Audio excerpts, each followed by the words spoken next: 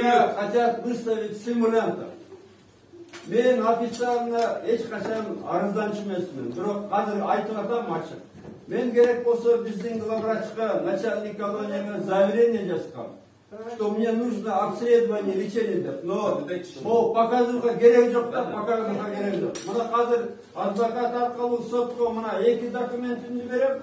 Муну СИЗО ГКНБден, могу президенттен өмүртө кылган. Не то что мен бұл сөздерді айла жаба айтып атам да, мен симулянт емесмін. Бирок мага могу показууга кылып камерадан же барып бир чиновниктин кабинетинен 5 киши чогулуп, медосмотр кылып, анан уятта.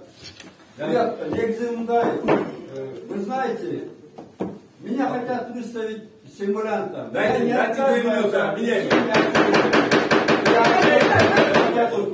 отказываюсь от показухи. И второе, вы знаете, вот этот Моусот, вот позор, пешінде, тоғызында ешік баса, соке кетет біре, садырдағы лет түрмеде отырмақ.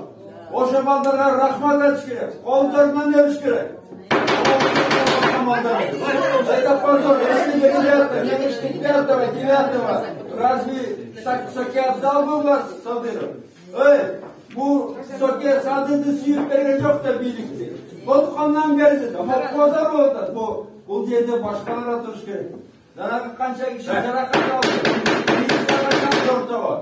Anan ki bu pazarda. Beni çağırırsan.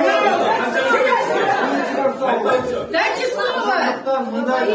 Дело вдумалось сюда, дайте слово! Менин сотхода тариф жоқ, потому что это марионетка. Их дергает за ниточки. Это цирк марионеток. Жақта отырады, оларды жегенен тартпай отырады. Бұл позор негізі. Бет деген табақ болып қалыпты да береді. Бет табақ, бетон болып қалыпты. Ұятта. Ұят, мен мұны қарап, мұндай әділетсіз, ақиқатсыз билік болуға емес Қырғызстанда. Билікке ақ беремелерді ұстап тұрады. Позор!